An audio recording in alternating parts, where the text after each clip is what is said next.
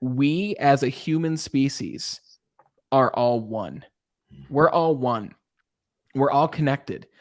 And the acceptance that I had, not just for myself, because myself didn't exist in that moment. When you're in that moment and you leave your body and the ego is stripped away, I really truly believe that ego is the killer. And ego has some good sides, although ego is the thing that is our identity. It's our name. It's when we say, I am this. It's our belief system. Ego is all those things. And when ego is stripped away, you truly recognize that you are the other person across from you. You are your significant other. You are every other person in this world. So when we fight each other, when we kill each other, when we hurt each other, it's like, why are we hurting ourselves?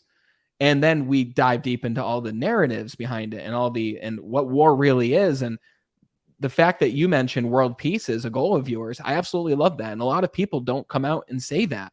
And like you said, people make fun of that. And they're like, oh, world peace, you must be a hippie. Well, maybe the hippies were onto something. And maybe they were shut down for a reason, not to go into the conspiratorial land, because that's not what this show is. But why don't more of us have that goal? Why aren't more of us focused on love and accepting each other, whether it's our significant other or just our brother and sister next to us who aren't even our blood brother and sister, but really spiritually, they are so. No matter what you practice, I'm not even a very religious person at all, but I am spiritual. And there's no denying the connection that we have with even the most random people. You'll think of somebody and they call you, right? These vibrations that we emit as creatures of energy travel to other creatures of energy. We are all energy. We all come from the same source, right? And then we could get into the chat about what source is. But what are your thoughts on those things, man? Like, what do you think? I'm deeply aligned with everything you said. And especially when you see yourself in others, and how you had mentioned, like when we harm others, we realize we start harming ourselves. And probably about, I don't know, we're talking 5, 6, 7 years ago when my dad almost died. That was probably the most profound moment of the mirror. And I went on that started, I dare I say, my own spiritual journey where I really invested in it. And when I started looking around at why I had limitations in my life, I was carrying resentments. I was carrying anger, frustration. People had wronged me this way, that way. I was like, you know what, man? And I wanted to like negate my own contributions to all those things. Whether they were the final straw or not really didn't matter. It was, I didn't know myself enough in the beginning, and we'd learned something together. And I started to move into this place of like, I'm just grateful for all of it, for everything. So much so that I got to a point like, and this happens all the time, but like I was wandering to like this grocery store maybe 6 months ago, and I just chatting up, it was quiet, like one of those health food stores, whatever. I'm just chatting up the woman behind the counter, the checkout counter.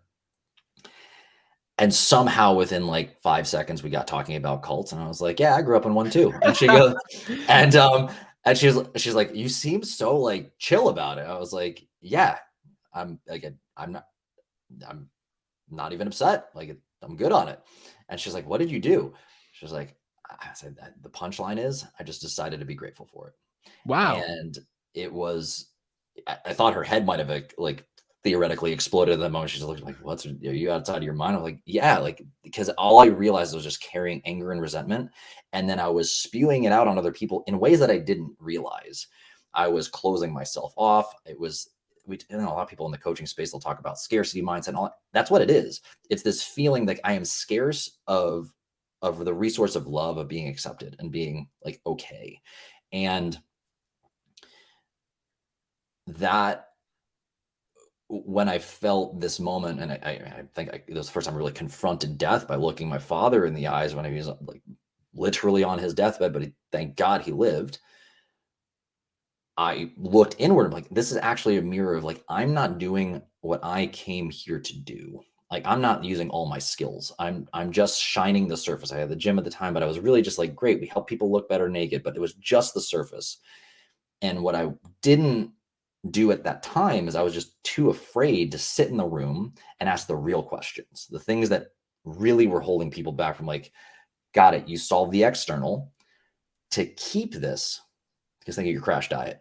Oh, you're going to do macros or this, actually, like, cool. And it lasts for 3 months or 6 months, whatever it is.